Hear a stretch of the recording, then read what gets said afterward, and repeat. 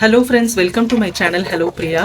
இன்னைக்கு வீடியோவில் நம்ம என்ன பார்க்க போகிறோம்னு பார்த்தீங்கன்னா, இங்கே பார்த்தீங்களா சூப்பரான கோயில்கள்லாம் ஹோட்டல்லலாம் நம்ம சாப்பிட்ற வெண்பொங்கல் தாங்க. அதே சுவையில் எப்படி செய்யறது அப்படிங்கிறதாங்க பார்க்க போகிறோம்.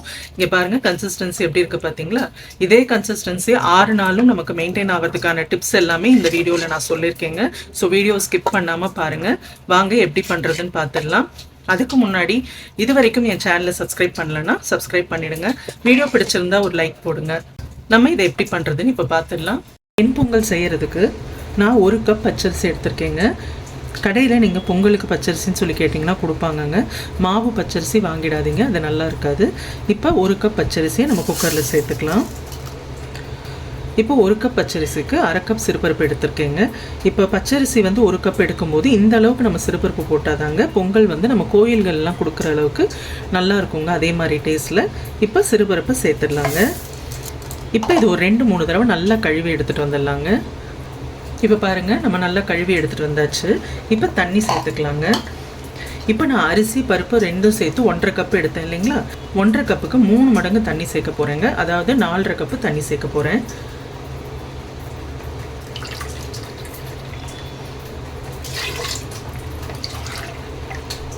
இந்த அளவுக்கு தண்ணி சேர்த்தாதாங்க நல்லாயிருக்கும், குழைவாக வரணும் பொங்கல். இப்போ 4/2 கப்பு தண்ணி சேர்த்தாச்சுங்க. நான் இன்றைக்கி ஃபுல்லாக மெஷரிங் கப்பில் காட்டியிருக்கேங்க. நீங்கள் வீட்டில் கிளாஸ் கூட யூஸ் பண்ணிக்கலாங்க. எந்த கிளாஸ் நீங்கள் யூஸ் பண்ணுறீங்களோ அரிசி பருப்புக்கு அதை நீங்கள் கணக்கு வச்சு நீங்கள் தண்ணி ஊற்றிக்கலாங்கங்க. இப்போ அரிசியும் பருப்பும் ஒரு 10 நிமிஷம் நல்லா ஊறட்டுங்க. ஊற வைக்கிறதுனால நம்ம பொங்கல் வெந்ததுக்கப்புறம் நல்லா சாஃப்டாக இருக்கும். ஊறினதுக்கப்புறம் நம்ம வேக வச்சுக்கலாம். இப்போ அரிசியும் பருப்பும் உங்களுக்கு 10 நிமிஷம் நல்லா ஊறிடுச்சுங்க. இப்போ நம்ம குக்கர் மூடி போட்டு ஒரு 4லேருந்து 5 விசில் வச்சு எடுத்துக்கலாங்க. ஏன்னா பொங்கலுக்கு குழைவாக இருந்தால் தான் நல்லாயிருக்கும். நான் இன்னைக்கு 5 விசில் வைக்க போகிறேங்க. 5 விசிலுக்கு அப்புறம் நம்ம பார்க்கலாம். இது ஒரு பக்கம் வேகிறதுக்குள்ளே நம்ம பொங்கலுக்கு தேவையானதை தாளிச்சிடலாங்க. இப்போ பொங்கல் தாளிக்கிறதுக்கு இது மாதிரி ஒரு பேன் வச்சுக்கலாங்க. இப்போ பேன் சூடானதும் ஒரு 2 ஸ்பூன் நெய் சேர்த்துக்கலாங்க. இப்போ நெய் கூடவே 2 ஸ்பூன் வாசனை இல்லாத எண்ணெய், எந்த எண்ணெயாக இருந்தாலும் பரவாயில்லைங்க, அந்த எண்ணெய் 2 ஸ்பூன் சேர்த்துக்கோங்க. இப்போ இதில் 1 ஸ்பூன் ஜீரகம் போட்டுக்கலாங்க. 1 ஸ்பூன் அளவுக்கு மிளகு சேர்த்துக்கலாம். இப்போ இது ரெண்டுமே நல்லா பொரியணுங்க. பொரிஞ்சாதான் பொங்கல் நல்ல வாசமாக இருக்கும் நமக்கு. இப்போ பாருங்கள், இந்த மாதிரி பொரியும் போதே ஒரு துண்டு இஞ்சியை இது மாதிரி பொடியாக கட் பண்ணி வச்சுருக்கேங்க, அதையும் சேர்த்துக்கலாம். ஒரு பச்சை மிளகாயை பொடியாக கட் பண்ணி சேர்த்துக்கோங்க. முந்திரி பருப்பு கொஞ்சமாக இது மாதிரி கட் பண்ணி சேர்த்துக்கலாம். இல்லை முழுசாக வேணுனாலும் நீங்கள் அப்படியே போட்டுக்கலாம், உங்கள் விருப்பம்தான். நல்ல ஒரு கொத்து கருவேப்பிலை அதையும் சேர்த்துக்கலாம். இப்போ இதுலேயே கொஞ்சமாக மஞ்சள்தூள் சேர்த்துக்கலாங்க. இது கலருக்காக தான் நம்ம சேர்க்குறோம். இப்போ பாருங்கள், எல்லாம் நல்லா பொரிஞ்சிருச்சு. அவ்வளோதாங்க. இது இப்போ நம்ம பொங்கலில் சேர்த்து கிளறிடலாங்க.